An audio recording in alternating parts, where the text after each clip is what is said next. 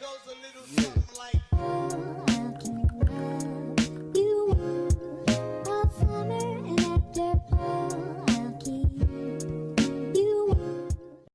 Hello Literates, I'm Britt Ryderly and welcome back to Writer's Ambition. For those of you who've been here since episode 1, use a real one. And for those of you who are just finding my humble channel, welcome, we hope you stay a while. Okay, so y'all, today is my Booktube anniversary. Thank you so much. Thank you. It's been a year since I've been on this platform. Started my Booktube channel July 7th, 2020. Thank you truly, all of you who've been here since episode 1. You're a real one. Thank you very much. Thank you very much. I appreciate you. So I know I'm on a summer schedule where I said I'm only posting, 1 or 2 videos a month while I get through all these summer commitments, dissertation writing, teaching my first class, all these different things that we need, diverse books, revision workshop, all the things, right? But yeah, we had to come on here for an anniversary video tag. Hello. So this Booktube anniversary tag was created by, or the one that I'm doing, there might be multiple, I don't know, but the one I'm doing is created by Book Your Imagination. I will drop the link to the original tag in the description box. And without further ado, let's hop in because there are 14 questions. Okay, so question number 1, what anniversary are you celebrating? She been here a year. Question 2, what genre or genres does your channel generally focus on? So I mean, y'all know this, but if it's your first time, hello. I do mostly YA, science fiction and fantasy, and adult contemporary romance, particularly Black indie contemporary romance. So that's typically what I gravitate towards, and I'm a creature of habit. So like I used to tell myself when I got on this platform that I was gonna read super widely and all the things, and it's just like I did in some ways, because some of the almost like Booktube tags. Well, yeah, like some of the readathons that I did, like Yonsei-a-thons, some of those had me reading books that I may not necessarily have read otherwise, and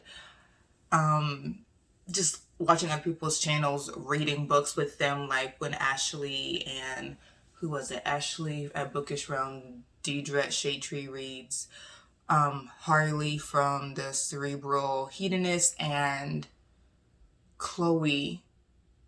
I'm not blinking on Chloe's channel. I've been on it. I was just on it like a month or so ago.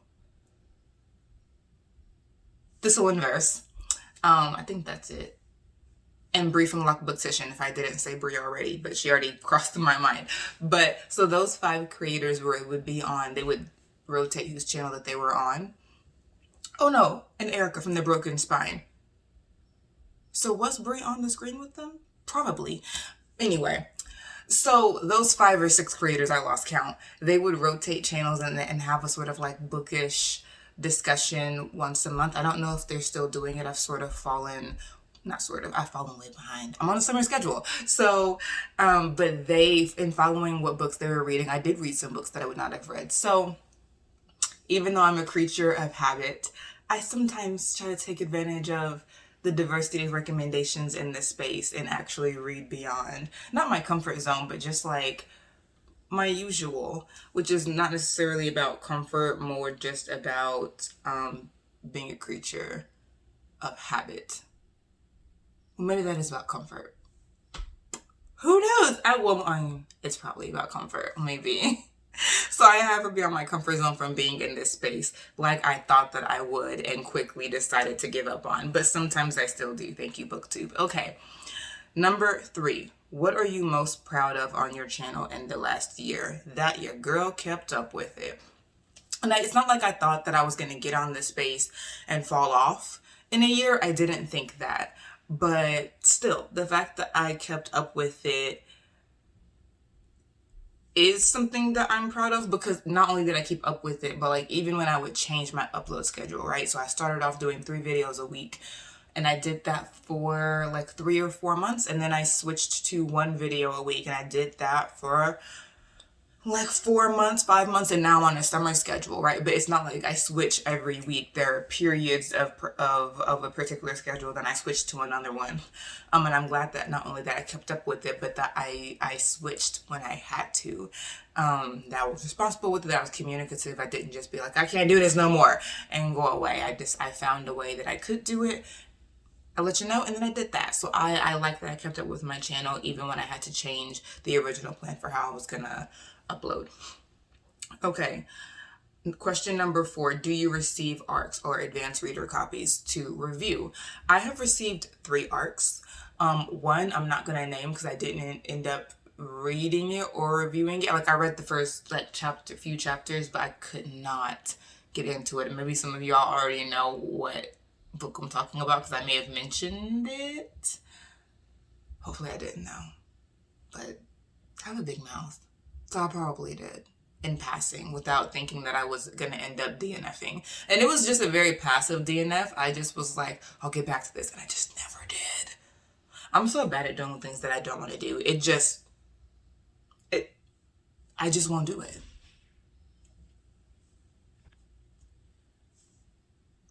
So that one, which I will not name because I don't want to be shady for people that do like the book, it just wasn't for me. And I also didn't solicit that one.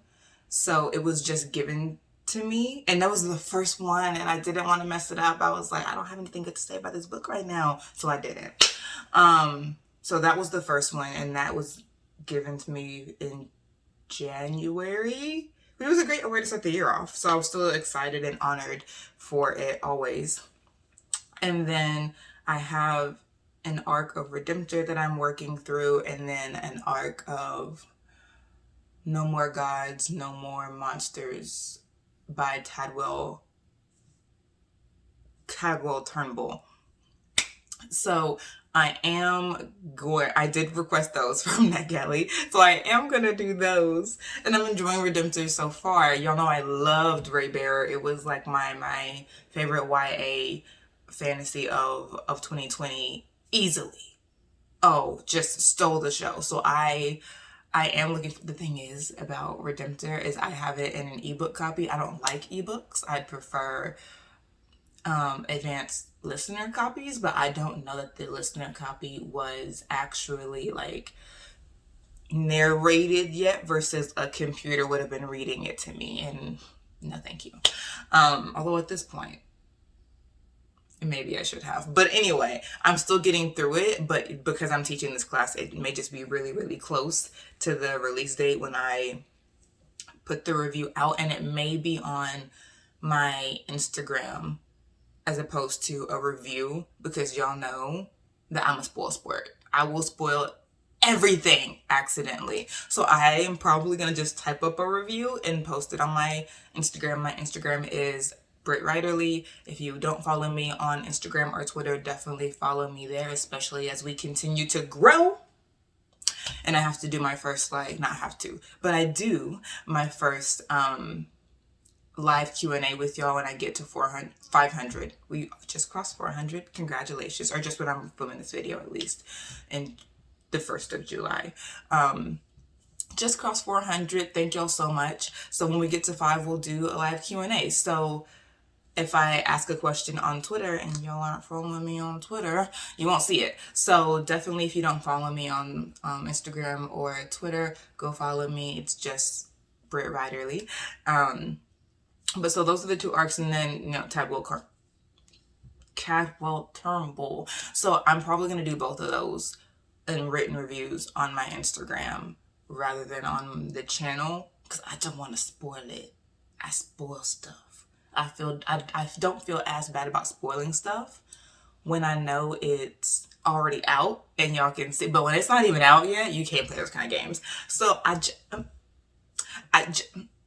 to protect myself, I'm just gonna write it and post it. So I'll let y'all know when it's over there, but it'll be over there in the next couple of months. Well, no, the next month and 5 days, perhaps. Okay, question number 5. What types of videos do you like no. What types of videos do you most like to do on your channel? Book talks. Y'all know I love generative conversations that books open up. I love gushing over my lovelies. I love fussing at my lovelies. I love it all. I love it all. So book talks are my favorite. Number 6, what types of videos do you like to watch on other people's channels? So let me say this first. I am in awe of succinct wrap-up videos. I don't know how they do it, because I will have an hour-long conversation about one book.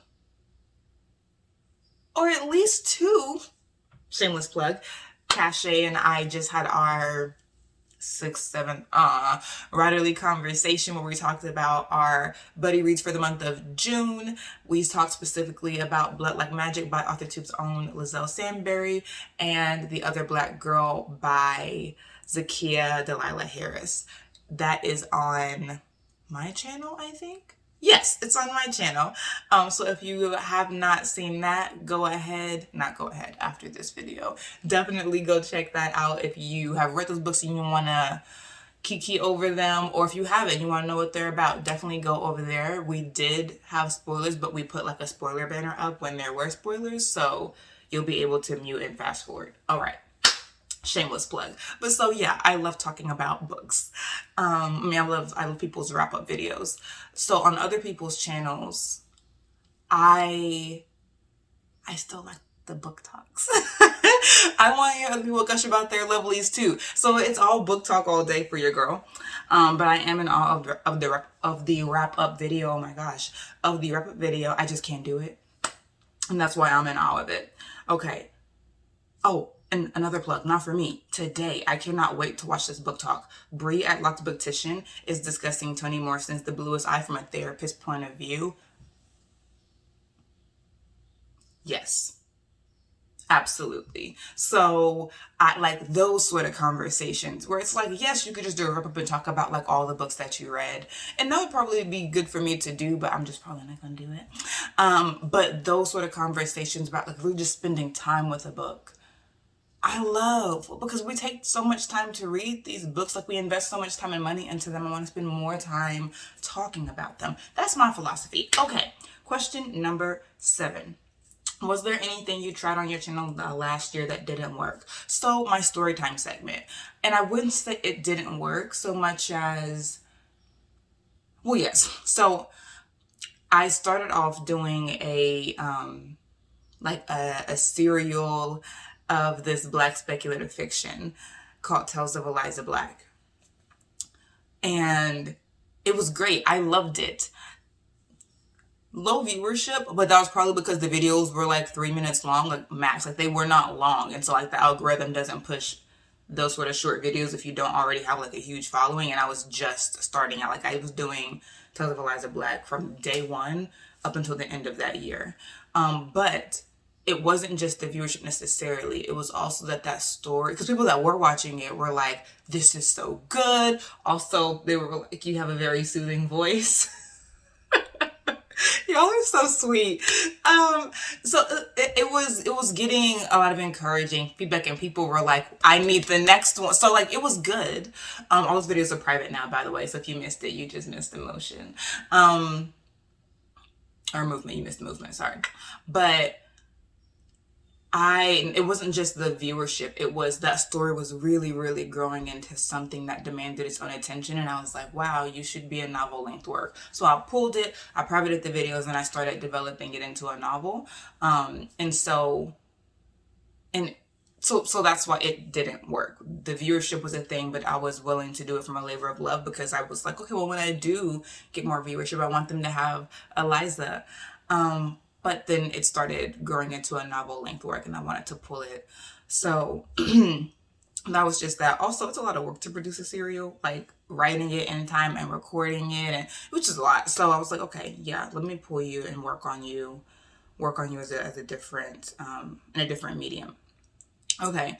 8. Is there anything that you've done on your channel last year that you won't continue doing next year? The storytime segment and poetry every month. Though I do want to keep it regular poetry, because it's good for me to keep doing it and to stay in the practice of it, but doing it every month, probably not, for the same reason as I, well, from one of the reasons, as I mentioned, that for Tales of Eliza Black, it's just a lot of work to record something other than a video. So if whenever I do them, I probably will just like put them right on the end of this video, like in the same, just like reading it to y'all, as opposed to like trying to have a whole different ambiance, a poetic presence. Probably not. It was great. It is great. I love that it's there, but I'm just busier, getting busier now as I'm going into my 5th year of grad school. So I just can't do as many like different components to put into one video. It just needs to be all the one video. Much like this is all going to be one take, regardless of all my mistakes and stutterings, because your girl talks fast. I did. It's going to be on here today. Okay, number 9. Is there anything that you plan to do more of this year? You guessed it, book talks. I will say no more about them because I've already said enough, but book talks. Number 10. Is there anything new that you want to add to your channel next year? Not right now. I want to get more book talks up first. Then maybe in my 3rd year, if I have more video engagement, I can entice an author to do an author interview with me.